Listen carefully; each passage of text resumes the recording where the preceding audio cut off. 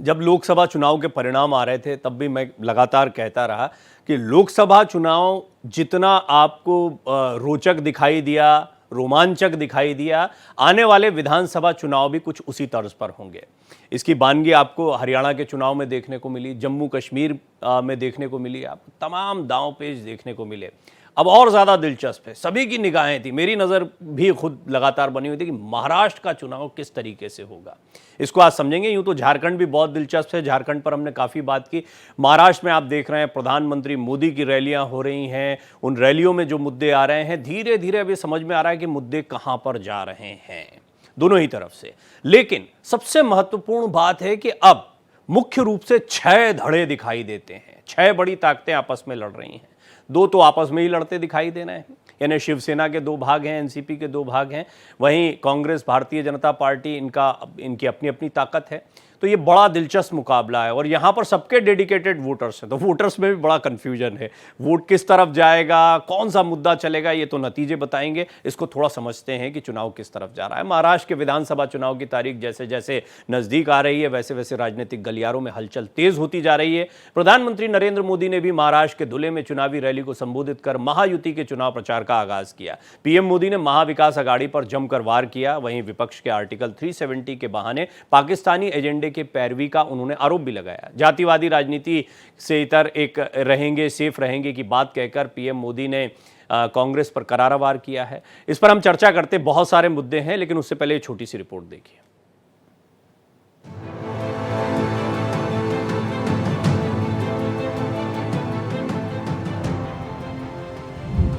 महाआघाड़ी पर पीएम मोदी का निशाना। न पहिया न ब्रेक, काम है लूटना। विकास पर बात, महिला होगी और सशक्त। महाराष्ट्र में वार पलटवार। महाराष्ट्र में महायुति के प्रचार का शंखनाद करते हुए पीएम मोदी ने महाविकास अघाड़ी पर कड़ा प्रहार किया। धुले की रैली में पीएम मोदी ने विकास को महायुति का मूल मंत्र बताते हुए महाआघाड़ी पर निशाना साधा। कहा, महाआघाड़ी की गाड़ी में वैसे भी न पहिए हैं न ब्रेक है, लेकिन ड्राइवर की सीट पर बैठने के लिए भी झगड़ा हो रहा है। हम जैसे लोग जनता को ईश्वर का रूप मानते हैं, जनता की सेवा के लिए राजनीति में आए हैं। वही कुछ लोगों की राजनीति का आधार है लोगों को लूटना। जब लोगों को लूटने की नीयत वाले महाअघाड़ी जैसे लोग सरकार में आ जाते हैं तो वो विकास ठप कर देते हैं। पीएम मोदी ने महिलाओं के सशक्तिकरण को अपनी सरकार की प्राथमिकता बताया। कहा, उनकी सरकार महिलाओं के सशक्तिकरण के लिए जो कदम उठा रही है वो कांग्रेस और उसके गठबंधन को बर्दाश्त नहीं हो रहा है। कांग्रेस पर जाति से जाति को लड़ाने का आरोप। पीएम ने कहा, एक हैं तो सेफ हैं। कांग्रेस एससी, एसटी, ओबीसी समाज की एक जाति को दूसरे के खिलाफ खड़ा कर रही है। भारत के खिलाफ इससे बड़ी साजिश कोई और नहीं हो सकती। इसलिए मैं कहता हूं, एक है तो सेफ है। वहीं पीएम मोदी ने अनुच्छेद 370 पर अपनी सरकार का संकल्प दोहराया। कहा, कोई भी ताकत जम्मू कश्मीर में 370 को वापस नहीं करा सकती है। कांग्रेस ने आतंकवाद को संरक्षण दिया, अलगाववादियों का संरक्षण दिया। जो समस्या कांग्रेस ने पैदा की थी, हमने आर्टिकल 370 खत्म करके उस समस्या को भी खत्म कर दिया है। कांग्रेस गठबंधन वहां फिर से आर्टिकल 370 लागू करने का प्रस्ताव पारित किया है। दोस्तों, क्या ये देश स्वीकार करेगा? वहीं महाराष्ट्र के शिराला में केंद्रीय गृह मंत्री अमित शाह ने नेशनल कॉन्फ्रेंस और कांग्रेस के जम्मू कश्मीर विधानसभा में 370 की बहाली के लिए प्रस्ताव पारित करने पर निशाना साधा। उन्होंने कहा, शरद पवार साहब, अगर आपकी 4 पीढ़ियां भी आ जाएंगी तो भी हम अनुच्छेद 370 को वापस नहीं आने देंगे। नेशनल कॉन्फ्रेंस के साथ कांग्रेस पार्टी ने भी एक रेजोल्यूशन किया कि धारा 370 वापिस लाइए। ये कश्मीर जो है भारत का अभिन्न अंग नहीं है। शरद पवार साहब, आपकी 4 पुश्तें भी आएगी, धारा 370 हम वापिस नहीं आए। महाराष्ट्र चुनाव में कई मुद्दे छाए हुए हैं। देखना होगा जनता महायुति या महाविकास आघाड़ी किसकी बातों पर एतबार करती है। Bureau report, Bharat express. हमारी टीम जब बैठती है तो हम रोज़ बात करते हैं कि एक जैसी तो बातें हो रही है, एक जैसे तो नारे निकल रहे हैं, लेकिन इसके बावजूद आप देखते होंगे रोज़ चर्चा में कुछ ना कुछ नया निकल कर आता है। एक है तो सेफ हैं। आज की मेरी जो पहली लाइन है जिसको मैं समझूंगा अपने मेहमानों के साथ, वो यही है। हालांकि आपको याद होगा बटेंगे तो कटेंगे, इस पर हम बहुत चर्चा कर चुके हैं। चीज़ें उसी तरफ जाती दिखाई दे रही हैं, यानी हिंदुत्व और आप देखते हैं आरक्षण का मुद्दा उठाकर जातीय राजनीति, ये कुछ बहुत मोटे मोटे तौर पर आप देखें तो राजनीति का जो स्वरूप आपको अलग अलग जगह देखने को मिलता है, महाराष्ट्र में भी वही है। थोड़ी सी चीज़ें अलग है क्योंकि यहाँ पर स्थानीय स्तर पर अब दलों की तादाद बहुत ज़्यादा है, तो वोट जो है वो इधर उधर होंगे, बड़ा कन्फ्यूजन होगा वोटर्स में। आइए समझते हैं। और बड़ा अच्छा पैनल है मेरे साथ, क्योंकि महाराष्ट्र की राजनीति के, महाराष्ट्र की सियासत के बड़े अच्छे जानकार लोग मेरे साथ मौजूद हैं। भारतीय जनता पार्टी के वरिष्ठ प्रवक्ता हैं गणेश खणकर साहब, वो मेरे साथ जुड़ रहे हैं। इसी तरह शिवानंद हुलियालकर साहब हैं जो कि प्रवक्ता कांग्रेस हैं, वो भी मेरे साथ जुड़ रहे हैं। देवकी नंदन मिश्रा जी एक बार फिर चुनाव विश्लेषक के तौर पर मेरे साथ पैनल का हिस्सा बन रहे हैं। आप सभी का स्वागत है। साथ ही साथ आज संदीप सोनवलकर जी भी हैं, वरिष्ठ पत्रकार हैं, महाराष्ट्र की पत्रकारिता बड़े लंबे समय से करते रहे हैं। संदीप जी, आपका भी स्वागत है। और आप ही से शुरुआत करता हूं। आज हम देख रहे हैं कि जितने भी मुद्दे आ रहे हैं इसमें जातीय आधार पर पोलराइजेशन के लिए कई बयान दिए जाते हैं जो बहुत समझ में आता है कि किस दिशा में जा रहा है, लेकिन सबसे इंपॉर्टेंट रहेगा 6 धड़े, 3-3 धड़ों का आपस में लड़ना, उनमें भी खास तौर पर बीजेपी कांग्रेस अपनी जगह है, लेकिन एनसीपी का एनसीपी से और शिवसेना का शिवसेना से लड़ना। ये लड़ाई क्या आपको लगता है कि वोटर्स के लिए भी एक कंफ्यूजन पैदा करेगी? देखिए, बात सिर्फ यहाँ तक नहीं है, बल्कि ये कहूँ कि 288 सीटों के लिए 8000 कैंडिडेट है, यानी कमोबेश 30 से 35 कैंडिडेट एक सीट पर मौजूद हैं। तो जाहिर तौर पे अब मतदाताओं को बड़ी मुश्किल होगी कि 35 कैंडिडेट, 12 पार्टियां और 3 बड़े धड़े अलग अलग चुनाव लड़ रहे हैं। तो जाहिर तौर पे कैसे इसको देखा जाए, बड़ा मुश्किल हो जाएगा इसको ये करना। तब ऐसी स्थिति में मतदाता बहुत कंफ्यूज है। जाहिर तौर पे ये सब चीजें ऐसी चलती रहेंगी, लेकिन एक बड़ा काम हुआ प्रधानमंत्री की रैली के बाद कि जो पिछले 8-10 दिन से जो डल चुनाव चल रहा था, यूपी के चुनाव में वो गर्माहट सी नहीं आ रही थी। राहुल गांधी का दौरा, उसके तुरंत बाद प्रधानमंत्री का दौरा, उसके बाद अब मुद्दे थोड़े से रास्ते पे आते हुए दिख रहे हैं। देवकी नंदन जी, एक हैं तो सेफ हैं, थोड़ा समझाइए इसको, आप कैसे समझते हैं? अब ये नारा तो प्रधानमंत्री नरेंद्र मोदी जी ने दिया है, इसे बेहतर उनको ही समझाना चाहिए था कि किसको एक होने की बात वो कर रहे हैं और किसको सेफ करने की बात कर रहे हैं। क्या भारत में रहने वाला कोई व्यक्ति अनसेफ है? क्या उत्तर प्रदेश में रहने वाला, महाराष्ट्र में रहने वाला कोई व्यक्ति अनसेफ है? ये प्रधानमंत्री जी को बनाना चाहिए। प्रधानमंत्री जी 10 साल शासन करते उनको हो गया, और 10 साल बाद अगर उनको ये याद आ रहा है कि एक है तो सेफ है, तो प्रधानमंत्री किस बात के हैं वो? मुझे तो इस बात पर हैरत हो रही है कि देश का प्रधानमंत्री ये कह रहे हैं कि एक है तो सेफ है। प्रधानमंत्री जी ये क्यों नहीं बता रहे हैं कि आखिर किसके एक होने, किसके सेफ होने की बात वो कर रहे हैं? मुझे ये बात समझ में नहीं है। देखिए, आपने जो इंट्रो में भाषण 2 लोगों का सुनवाया, आपने प्रधानमंत्री नरेंद्र मोदी का सुनवाया और अमित शाह का सुनवाया। क्या 370 से महाराष्ट्र का कोई भला होने वाला है? महाराष्ट्र के मुद्दे पर न तो प्रधानमंत्री बोल रहे हैं, न तो महाराष्ट्र के मुद्दे पर अमित शाह बोल रहे हैं। सवाल यह है कि चुनाव महाराष्ट्र का हो रहा है या जम्मू कश्मीर का हो रहा है या पाकिस्तान का हो रहा है? तो ये सारी चीजें की क्लियरिटी उन्हीं नेताओं को देनी, ये सब कंफ्यूज करने की कोशिशें होती है। पब्लिक को कैसे कंफ्यूज किया जाए, पब्लिक को कंफ्यूज करके अपने फेवर में कैसे किया जाए। भारतीय जनता पार्टी को ये बहुत आता है, वो धार्मिक मुद्दे की बात करती है।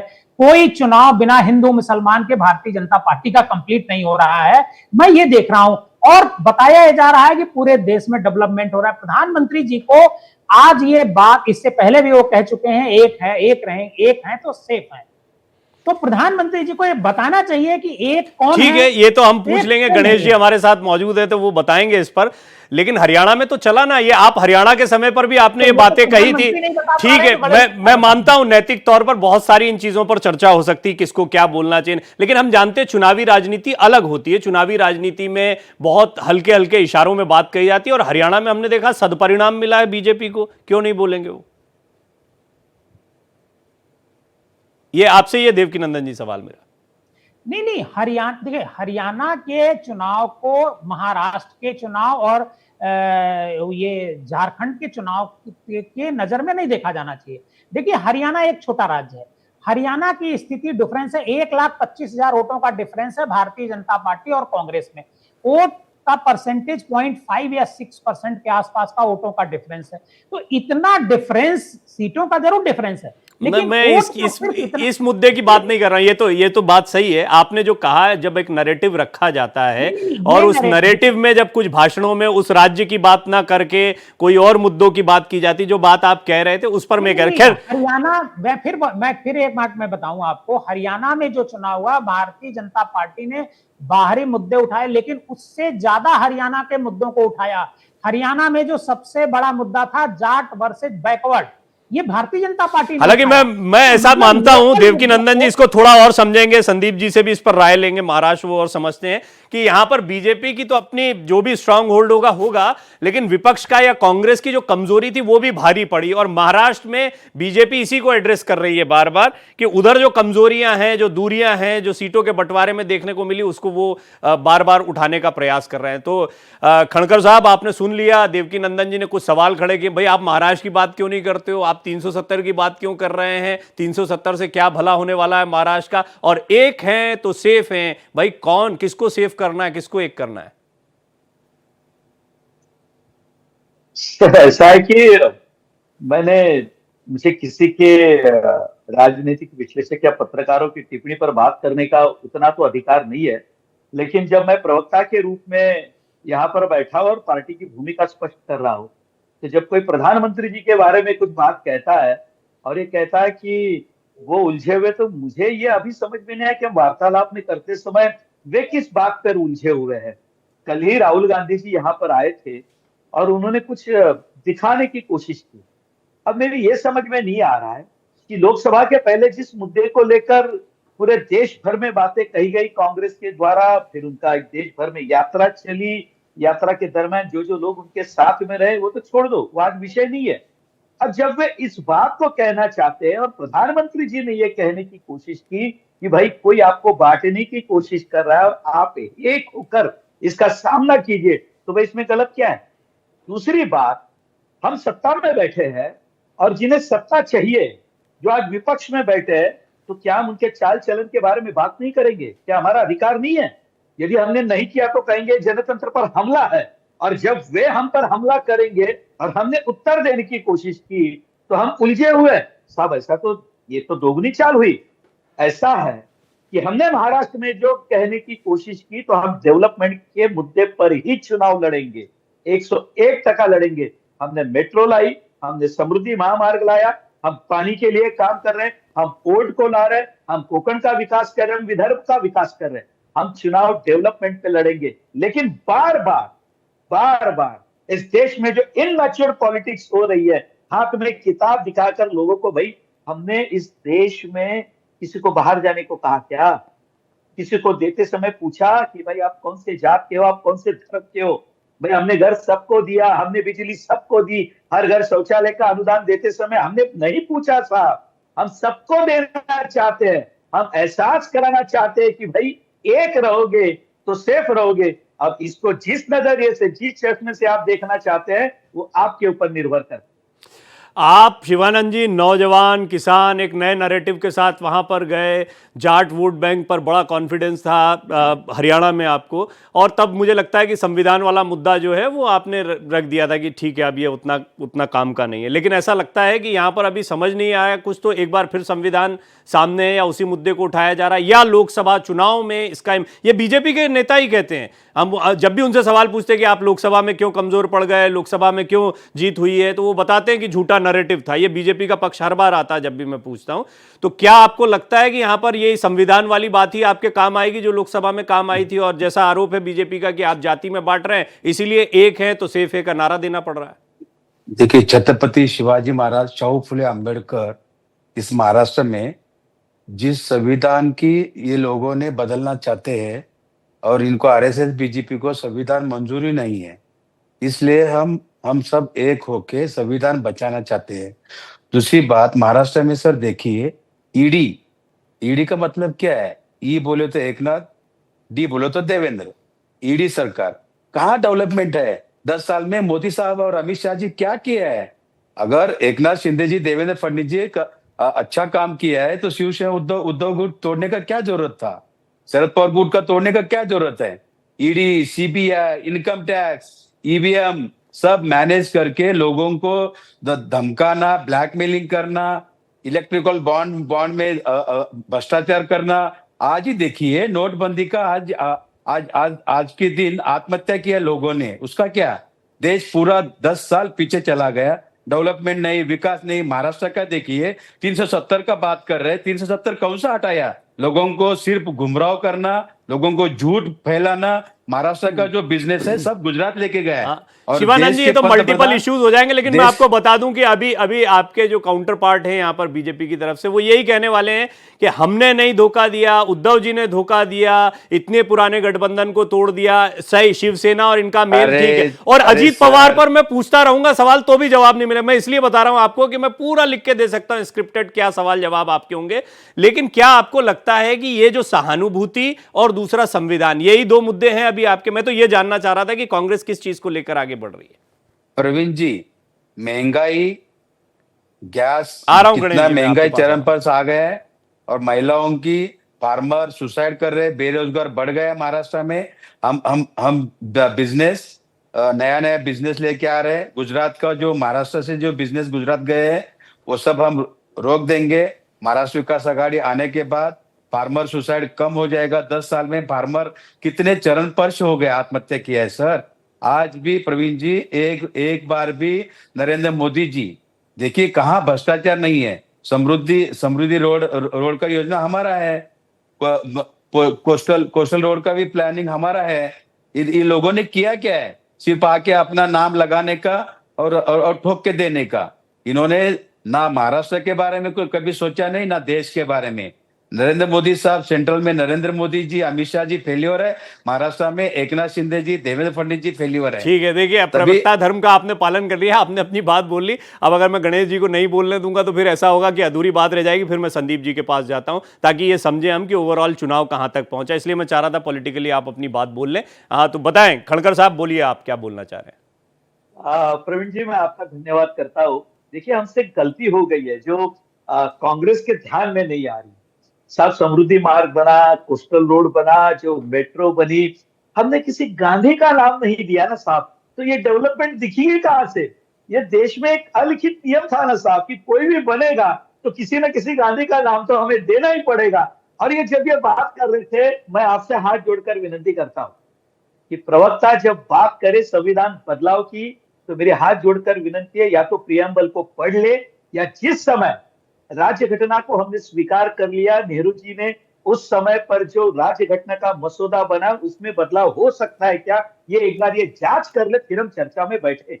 ये हम बार बार जो संविधान बदलने की बात कर रहे, संविधान बदलने की बात करें, आज उसमें मैं नहीं जाऊंगा। आप नहीं, ठीक है, ये तो क्या होता है ना खड़कर साहब, यही तो नैरेटिव होता है। उसमें कितनी बात सच है गलत है वो एक अलग बात है, पर उसका इम्पैक्ट कितना पड़ता है।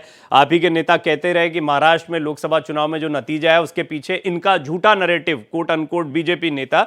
तो मतलब इसका मतलब नैरेटिव जो है वो इंपॉर्टेंट है, वो रख रहे हैं, देखते हैं कि उसका कितना असर होता है। संदीप जी, अभी आपने बातचीत सुन ली, ये जेनरिक बातचीत है जो आमतौर पर इस तरह के डिस्कशन में आती है बीजेपी कांग्रेस की तरफ से। लेकिन मुझे ये बताएं कि महाराष्ट्र का चुनाव क्या पोलराइजेशन या आप देख रहे हैं जातियों में ना बटे वोट इस तक सीमित है, या फिर दो जो बड़े दल टूटे हैं वो उसका सहानुभूति वाला फैक्टर भी है, या कहां तक आया है? यहां तक जो चुनाव प्रचार हुआ है, बिल्कुल अब बहुत नजदीक आ गए हैं, तो आपको ये चुनाव किन मुद्दों पर दिखाई दे रहा है? देखिए, सहानुभूति वाला मुद्दा उतना अभी महत्वपूर्ण नहीं दिखता है, शायद उस तरह की सहानुभूति अभी नहीं दिखती है, लेकिन जातिगत मुद्दा निश्चित तौर पर बहुत महत्वपूर्ण है। यही वजह है कि राहुल गांधी ने तुरंत जो है, जैसा पहला लाइन लिया उसमें जातिगत जनगणना, आरक्षण और संविधान, इस सबको उठाना शुरू कर दिया। अब ये बीजेपी को समझना चाहिए, मुझे लगता है कि बीजेपी यदि इस पर काउंटर ज्यादा करेगी तो वो राहुल गांधी की या कांग्रेस की पिच पर खेल रही है। बीजेपी को तो अपनी पिच पर खेलना चाहिए, और बीजेपी के लिए बहुत बड़ा मुद्दा विकास का है। निश्चित तौर पर पिछले 5-10 सालों में मुंबई में बड़ा काम हुआ है, महाराष्ट्र में काम हुआ, उस पर टिकने के बजाय भाजपा भी इमोशनल मुद्दे पर जाएगी, वहां तक ठीक है।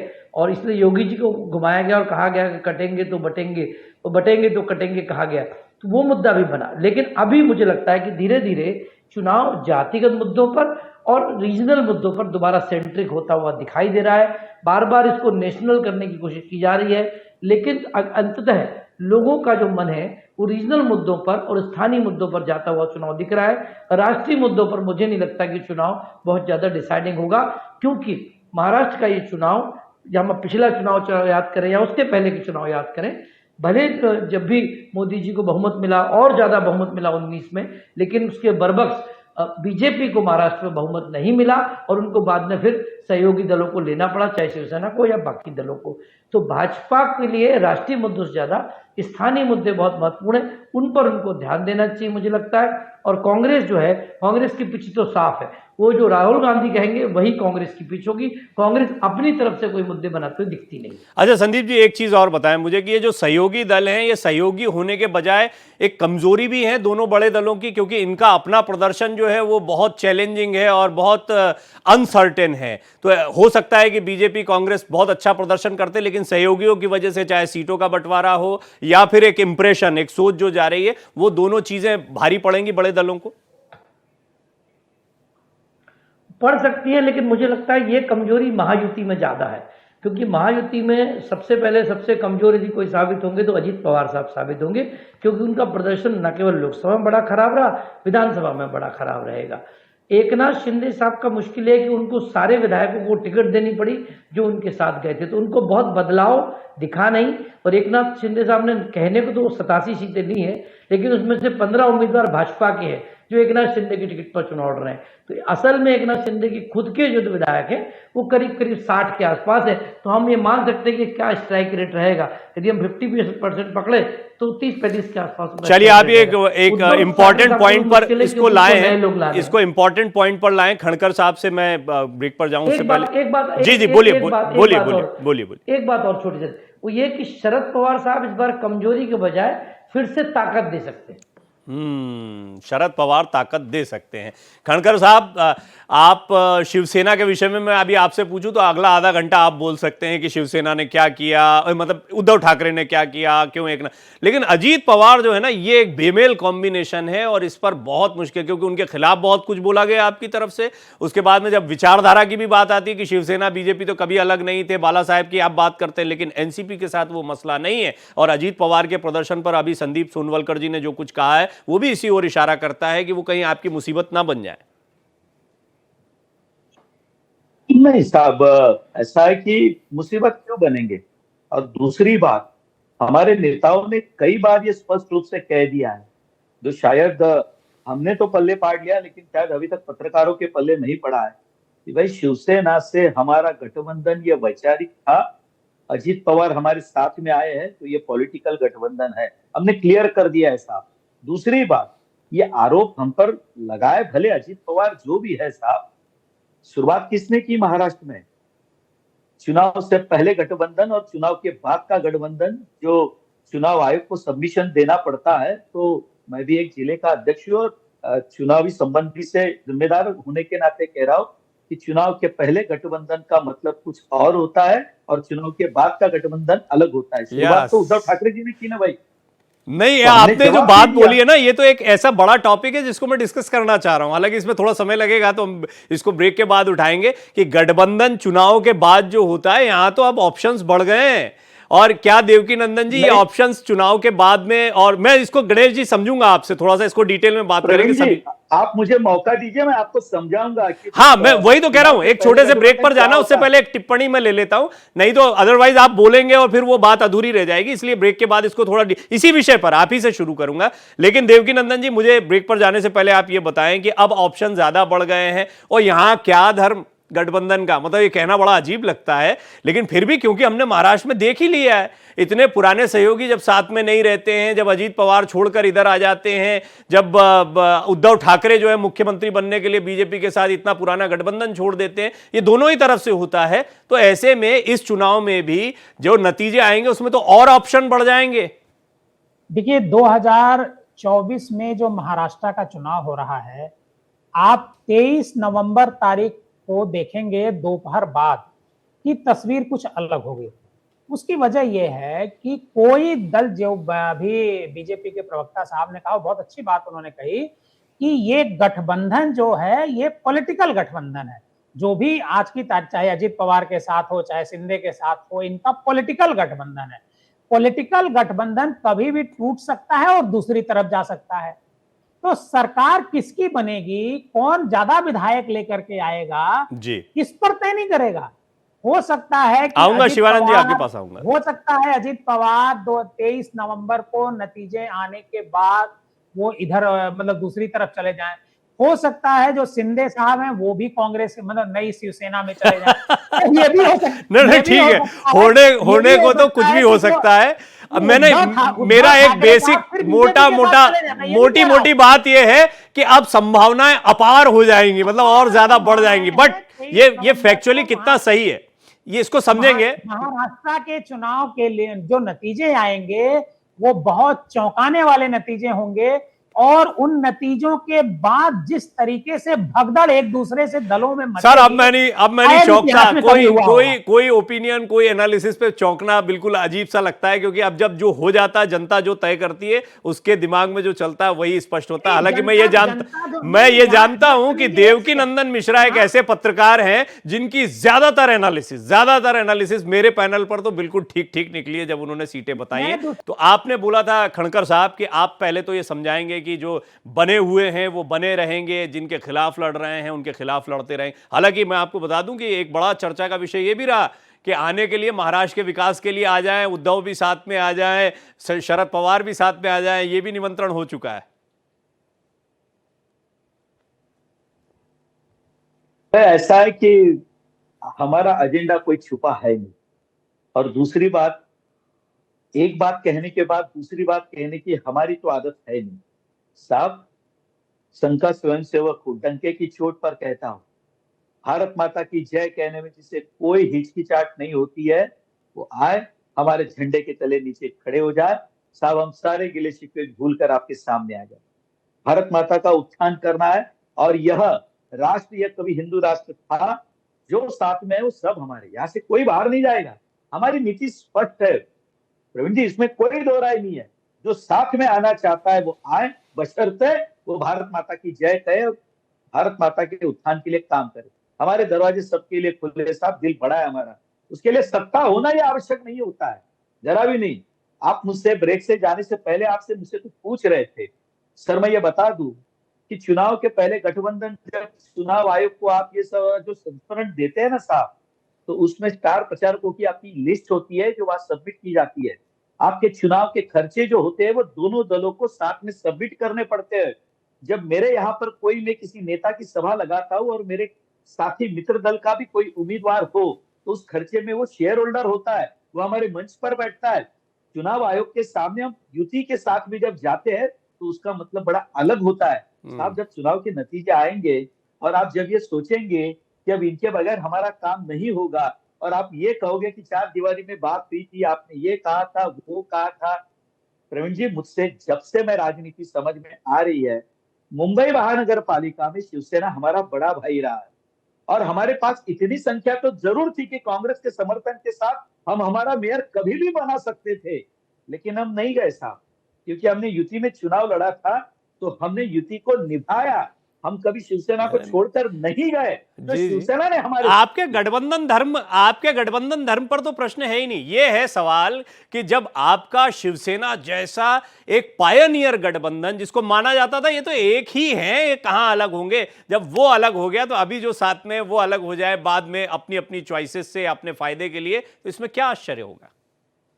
देखिए प्रवीण जी, मैं आपको एक बात कहता हूं, राजनीति में सारी गलतियां माफ है, लेकिन जनता को आप जिस दिन ग्रांटेड पकड़ोगे, गृहित पकड़ोगे, उससे बड़ी गलती नहीं होती, और वो हम कभी नहीं करेंगे। हम 105 थे, हम 2.5 साल विपक्ष में रहे, बहुत सारी बातें हुई। क्या कोई हमारा विधायक छोड़कर चला गया? नहीं गया। आपको इतिहास में पता होगा तो बताइए, कभी भारतीय जनता पार्टी में ये फूट का हमारा ना तो अनुभव है, ना हमारा इतिहास है। हालांकि मैं ये आपके इतिहास सहयोगियों की इनका बात कर रहा हूं, मैं भारतीय बताइए। जनता पार्टी की बात तो समझ गया, मैं सहयोगियों की बात कर रहा हूं। शिवानंद जी इस पर कुछ कहना चाह रहे हैं, वो पहले भी कुछ कहना चाह रहे थे, लेकिन शिवानंद जी ये समस्या आपके साथ भी रहेगी और ज्यादा रहेगी। सर प्रवीण जी, ये जो गणेश जी बात कर रहे हैं, कितने बड़े बड़े बात कर रहे हैं, 105 ये वो। बीजेपी वाले को भी जो रश्मि शुक्ला थी पुलिस महासंचालक, सबके एमएलए एमपी का रिकॉर्ड करती थी, पूरा रिकॉर्ड करके देवेंद्र फडणवीस अमित शाह को देती थी रश्मि शुक्ला। आज अरे रश्मि शुक्ला को हमने डिबेट में, आपके माध्यम से डिबेट में प्रवीण जी, डिबेट करके रश्मि शुक्ला को हटा दिया। इलेक्शन कमीशन में हमने चिट्ठी लिख के उसको हटा दिया सर। दूसरी बात, इनको गणेश जी को ये पता नहीं है, बीजेपी और आरएसएस या कोई भी बोल रहे कि शिवसेना हमारे साथ तो इतना दिन था उतना दिन था। अरे भाई साहब, 3 साल हो गया, बीएमसी इलेक्शन कहाँ लिया, पुणे म्युनिसिपल कॉर्पोरेशन कहाँ लिया, नागपुर म्युनिसिपल कॉर्पोरेशन कहाँ लिया? डरे हुए बीजेपी क्या काम किया है? कुछ भी काम नहीं किया है, सिर्फ ईडी, सीबीआई, इनकम टैक्स, धमकाना, सब गुजरात लेके जाना। बीजेपी का भी ईडी सीबीआई नोटिस भेज के उसको डरा के धमका के रखे। गणेश जी एक काम बताइए, एक बीजेपी मेरे मित्र गणेश जी बताइए, 5 काम की महाराष्ट्र के लिए काम किया। छत्रपति शिवाजी महाराज का 6 महीने पहला बनाए तो वो भी पुतला के इधर सिंधुदुर्ग में गिर गया। क्या बात कर रहे हैं? लॉ एंड ऑर्डर पूरा फेल्यूर है, एकनाथ शिंदे, देवेंद्र फडणवीस पूरा फेल्यूर है। वॉशिंग मशीन, ये गणेश जी बता रहे, कोई भी आ जाओ श्री राम बोलो। अरे क्या श्री राम? राम ने तो सबक सिखाया आपको अयोध्या में, ऐसा कौन सा काम किया है भाई साहब? कोई भी डेवलपमेंट बताइए। बेरोजगार चरम पर पे, बाबा सिद्दीकी का मर्डर हुआ, हाई प्रोफाइल मर्डर हुआ, हाई सिक्योरिटी होते हुए, किधर है लॉ एंड ऑर्डर? कहां कर रहे देवेंद्र फडणवीस? देवेंद्र फडणवीस सीएम था, सीएम को आपने इंस्पेक्टर का हवालदार बना दिया देवेंद्र फडणवीस को, 105 एमएलए लेके। क्या किया उनको? उद्धव गुट का, एक शरद पवार गुट का तोड़ के क्या किया? आदरणीय देश के पंतप्रधान नरेंद्र मोदी जी मध्य प्रदेश में बोलते हैं कि अजित दादा पवार के बारे में, और दूसरा दिन डिप्टी सीएम बना दिया। वॉशिंग मशीन ये चलता रहेगा। आप अगर इस तरह से चलता है तो बीजेपी पूरी तरह से सर प्रवीण जी 50% 50 के ऊपर भी नहीं जाएगा। बीजेपी ना डेवलपमेंट नहीं, ना विकास नहीं। फार्मर आज भी फार्मर सुसाइड कर रहे हैं, महंगाई पूरी तरह से बढ़ बातें गई है। आपने कही हैं, ये तो मैं बोला ही कि ये मुद्दे तो आते ही हैं, लेकिन 5 और- काम और- और- आपका और सवाल एक महिलाओं के आया लिए कि सर, 5 काम महिला गिना देखिए दे। ना, फटाफट हमने- गणेश जी हमने 5 महिला काम की गिनाइए आप। आया, 5 काम केंद्र कौन कौन से जो गिना रहे हैं विकास के आप? हमने देखिए मैं एक लाइन में बता दूं, महिलाओं के लिए तो देखिए बस हमने फ्री रखा है। शिवानंद फार्मर के लिए व्याल शिवानंद जी देखो सुन रहे थे आपको, शिवानंद जी आपको सुन रहे थे, वो आपको सुन रहे थे, वो नहीं बोले, बीच में सुन लो। शिवानंद जी थोड़ा ऐका तर प्रवीण जी, शायद शिवानंद हुआलकर जी का गांव कौन सा है मुझे पता नहीं। 2014 के पहले शायद ये गांव जाने के बाद में, भाई हमारे यहाँ तो खेतों में जाने की आदत थी, अब इनका मुझे पता नहीं। हमने एक तो कर दिया कि 2014 के बाद में बस जो घर होगा उसमें शौचालय बनेगा। अब 2014 के पहले मुझे पता नहीं कि इनके घर में बिजली थी या नहीं थी, हमने वो देने का काम किया। बस मेरे गांव में गए साल, इतने सालों के बाद भी जो जल की व्यवस्था थी, केंद्र से 2 करोड़ लाने में मेरा भी हाथ था। अब हर घर में नल की योजना अब नए सिरे से हमने शुरू करवा के ले लिया है। साहब ऐसा है, बिजली मिली, शौचालय मिला, पानी मिला, हर मेरे यानी मेरा जो घर है ना, मेरे पीछे प्रधानमंत्री आवास योजना की स्कीम चल रही है। प्रवीण जी मैं आपको फोटो भेज सकता हूं। अब ये सारे काम शायद आपको नहीं दिखे तो साहब ये देश का बड़ा दुर्भाग्य होगा। प्रवीण जी मैं आपको बता दूं, जो मुंबई महानगर पालिका में जो चुनाव न होने की पिटीशन है, वो इनके ही महाविकास आघाड़ी के बागी उम्मीदवार जो अभी राजू पेडनेकर खड़े हैं, उन्होंने दायर की हुई है, हमने नहीं। हम तो तैयार है, कल चुनाव ले लो भाई, हम तो तैयार है, हम डरे हुए नहीं है, हम तैयार है, जनता जनार्दन के सामने जाएंगे। जी, क्विक कमेंट शिवानंद जी, फिर मैं देवकीनंदन जी और संदीप जी के पास। योजना पूरा फेल्यूर है, किसको पैसा मिला है? मेरे मित्र गणेश जी को बोलना चाहता हूं, मैं भी एक फार्मर का बेटा हूं, मेरा भी खेती है, जरा भी बारिश नहीं, कुछ नहीं, डेवलपमेंट नहीं, विकास नहीं। हरियाणा देखो, उत्तर प्रदेश देखो, पंजाब के फार्मर दिल्ली आने के लिए भी तुम्हारे प्राइम मिनिस्टर रुका दिया, होम मिनिस्टर ने रुका दिया। कहाँ डेवलपमेंट हुआ है बताइए। ठीक है, मैं समझ गया। एक बार फिर मुद्दे पर आते हैं देवकीनंदन जी। मैं जो जिस सवाल से शुरू किया था, देखिए पार्टी प्रवक्ता है, पार्टी प्रवक्ता उनके अपने मुद्दे होते हैं, उनकी जिम्मेदारी भी होती है कि आकर ये बातें बोलनी है, और वो हमारे सामने आती हैं, कई बार रिपीटेटिव होती है, जरूरी भी है क्योंकि वो अपनी पार्टी की तरफ से महाराष्ट्र की जनता के सामने बात रख रहे हैं। लेकिन देवकीनंदन जी, जो सवाल चल रहा था वो ये कि आप कितना महागठबंधन, महायुति, चाहे जितना भी साथ में दिखा लें, इसको कितना मजबूत मानते हैं? ये आपको लगता है कि जो डिसाइड महाराष्ट्र के प्रवीण जी, महाराष्ट्र के इलेक्शन के बाद नरेंद्र मोदी सरकार 100% गिर जाएगा। ठीक, नीतीश कुमार और चंद्रबाबू नायडू जी ठीक। अब रुक जाइए शिवानंद जी, अभी विषयांतर हो जाएगा। लेकिन आपको लगता है देवकीनंदन जी कि जो चुनाव के बाद नतीजे आएंगे उसके आधार पर ही तय होगा कि गठबंधन कौन सा ठीक होगा? या आपको लगता है कि सचमुच महायुति, महागठबंधन, ये जो है अब महाराष्ट्र की सियासत में बड़े मजबूत धड़े बन गए? हमारे मित्र गणेश जी को ठीक है शिवानंद जी, अब बोलने दीजिए ना दूसरा भाई, देवकीनंदन जी की ऑडियो दीजिए। देखिए, चुनाव से पहले आमने सामने दो गठबंधन चुनाव लड़ रहे हैं। जब चुनाव हो रहा है, महायुति और महाविकास अघाड़ी, ये नाम दिया गया है दोनों गठबंधनों के, एक महायुति, एक महाविकास अघाड़ी। लेकिन 23 नवंबर को एक तीसरा नाम भी सामने आ सकता है इस गठबंधन का, कि कोई और नाम भी हो सकता है कि जिसकी सरकार महाराष्ट्र में बने।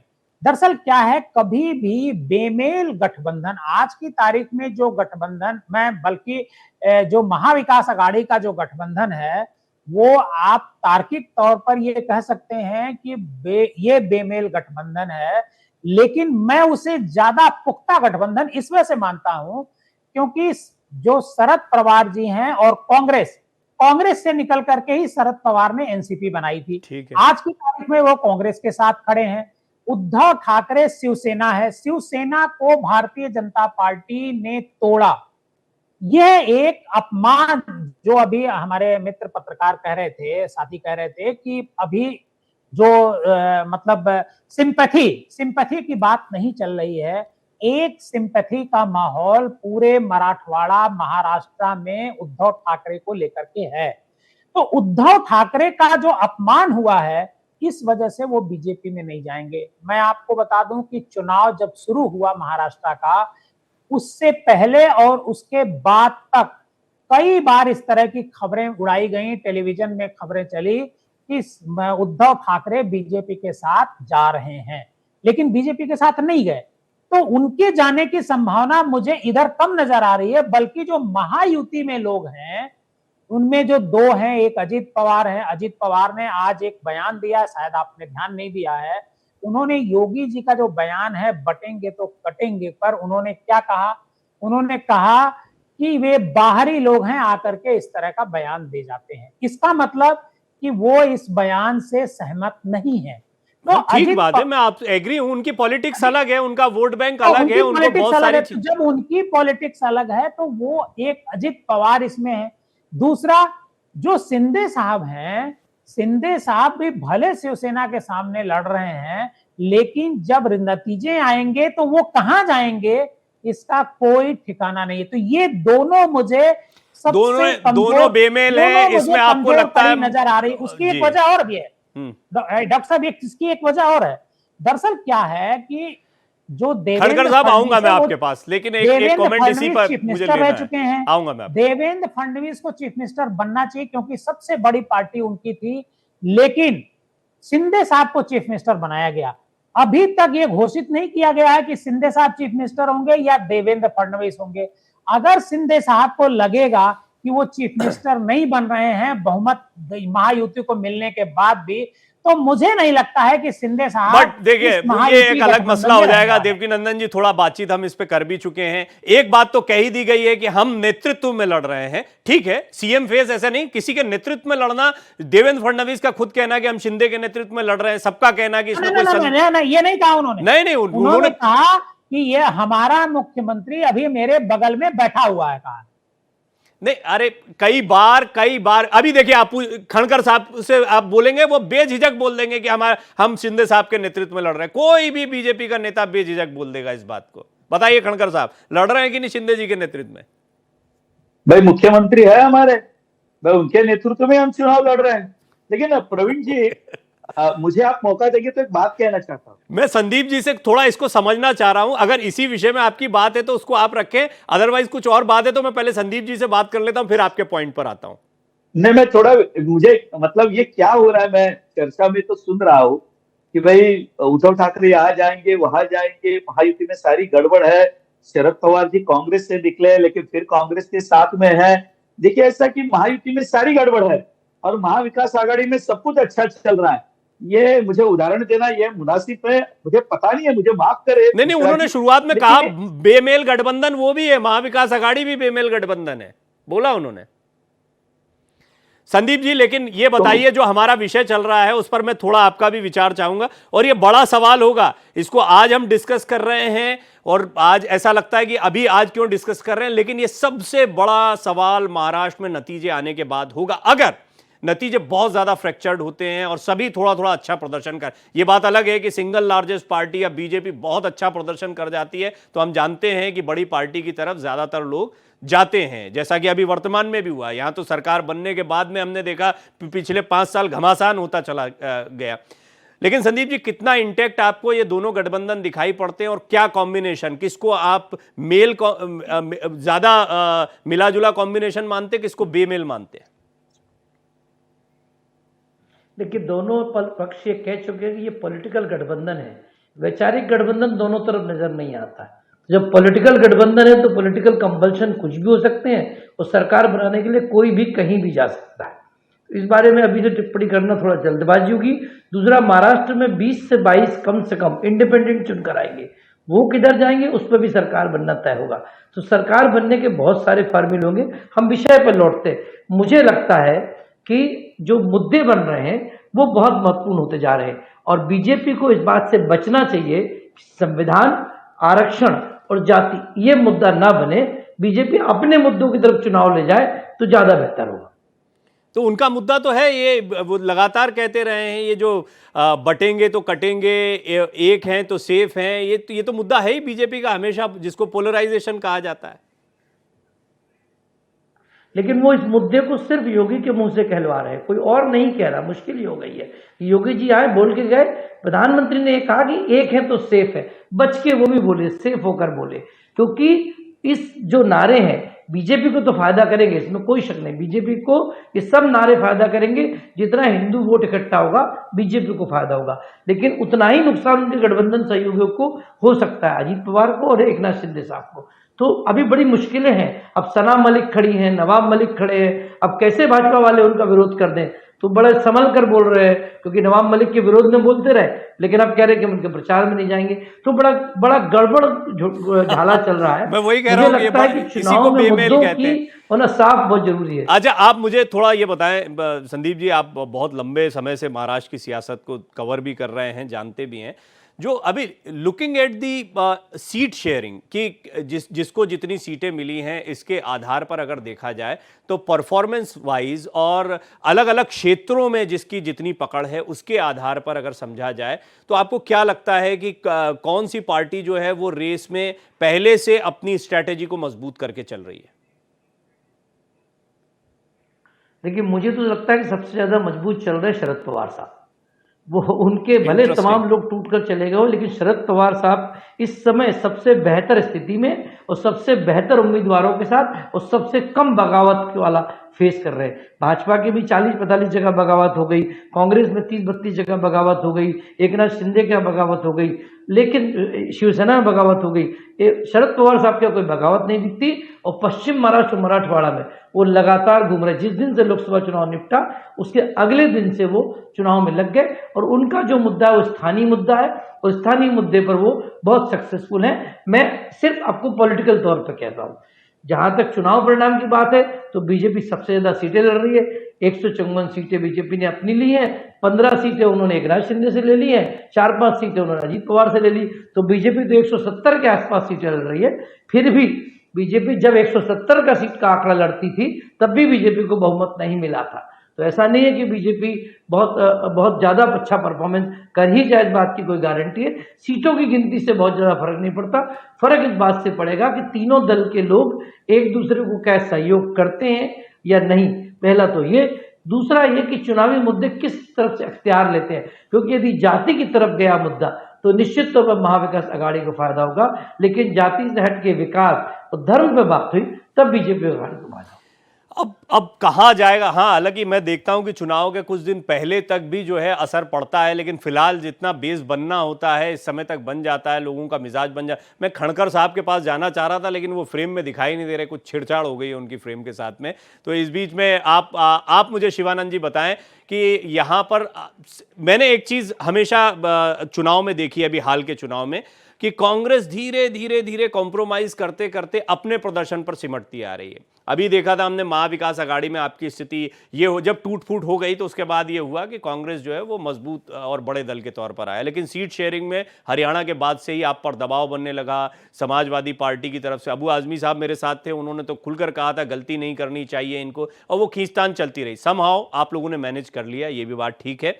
लेकिन ये चुनौती आसान नहीं है कांग्रेस के लिए इंडिविजुअली। मैं महाविकास आघाड़ी की बात नहीं कर रहा हूं, कांग्रेस धीरे धीरे सिमटती जा रही है।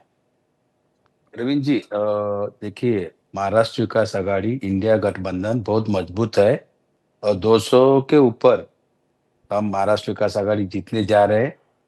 यहाँ मनोज जरांगे हो, आरक्षण का हो, मराठा आरक्षण हो, धनगढ़ आरक्षण हो, लिंगायत समाज का आरक्षण हो या कोली समाज का आरक्षण, सेंट्रल में अमित शाह जी या Narendra Modi sir prime minister बैठे हैं तो स्टेट में एकनाथ शिंदे जी को फ्री हैंड रखे नहीं है या देवेंद्र फडणवीस का कोई बात सुनते नहीं है। दूसरी बात, इन्होंने आरक्षण में कितने बार मनोज जरांगे मराठा आरक्षण में कितने महीने से चल रहे, मनोज जी थोड़ा, प्रवीण जी थोड़ा भी इसमें डिसीजन नहीं लिया। पूरा का पूरा बीजेपी सुपड़ा साफ होने जा रही है।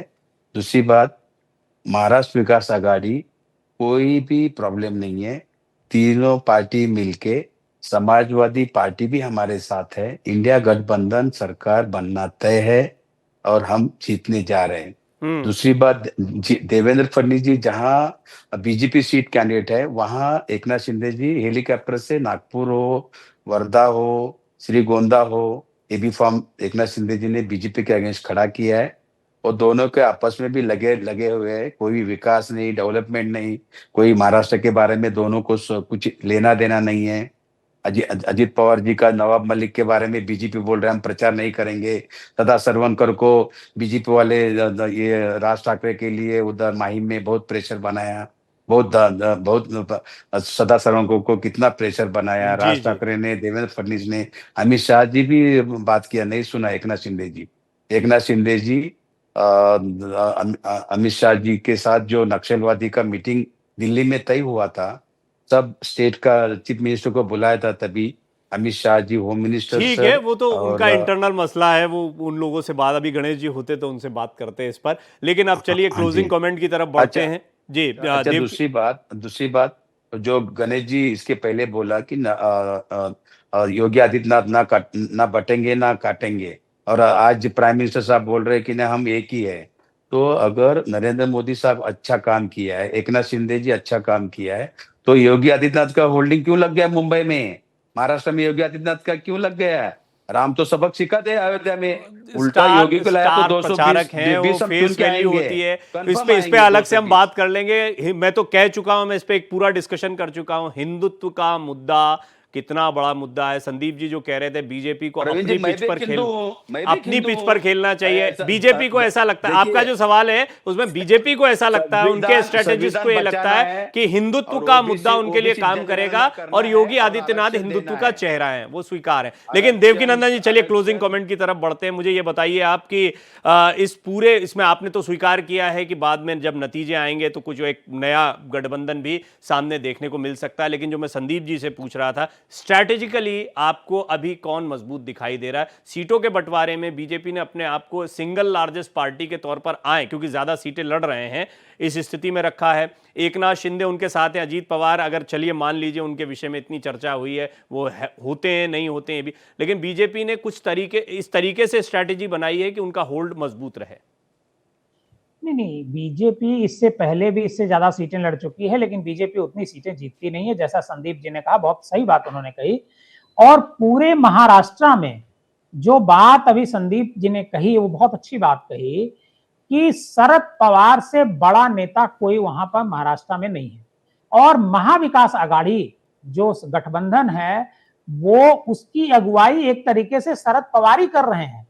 उसकी अगुवाई ये उद्धव ठाकरे या कांग्रेस की तरफ से जो उसके प्रदेश अध्यक्ष हैं वो नहीं कर रहे हैं।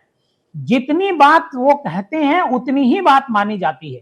तो आज की तारीख में महाविकास आघाड़ी शरद पवार के नेतृत्व में चुनाव लड़ रही है, और जब नतीजे आएंगे तो अगर महाविकास आघाड़ी जीतती है तो शरद पवार जिसे कहेंगे वही मुख्यमंत्री बनेगा, चाहे वो उद्धव ठाकरे हो या कोई भी हो सकता है। और मैं एक बार फिर कह रहा हूं कि महाविकास आघाड़ी और ये जो महायुति है, इन दोनों के बीच एकदम सीधा मुकाबला है, कहीं कोई इफ बट नहीं है, दोनों के बीच कड़ा मुकाबला है। लेकिन अगर लोकसभा नतीजे, चुनाव के नतीजे अब ये चर्चा समाप्त होते होते मेरे जहन में बहुत सवाल आने लगे। देवकीनंदन जी, क्योंकि क्लोज कर रहा हूं, मैं चाहूंगा संदीप जी का एक कमेंट ले लूं। संदीप जी, एक जो सवाल अभी खड़ा हुआ है, योगी जी के चेहरे का कितना फायदा बीजेपी को महाराष्ट्र में करेंगे? और योगी चूंकि मुंबई और उसके आसपास उत्तर भारतीय लोग रहते हैं, उनको फायदा मिलेगा, लेकिन योगी जी का नुकसान बीजेपी के सहयोगी दलों को हो सकता है। तो बीजेपी को फायदा, लेकिन उसके सहयोगी दलों को नुकसान। बहुत बहुत धन्यवाद संदीप सोनवलकर जी, देवकीनंदन मिश्रा जी, शिवानंद हुलियालकर जी, आप सभी का बहुत बहुत धन्यवाद। गणेश जी का भी मैं धन्यवाद करना चाहूंगा, वो चर्चा में हमारे साथ लगातार जुड़े रहे। तो 5 की पड़ताल में इतना ही, खबरें जारी हैं ब्रेक के बाद भी।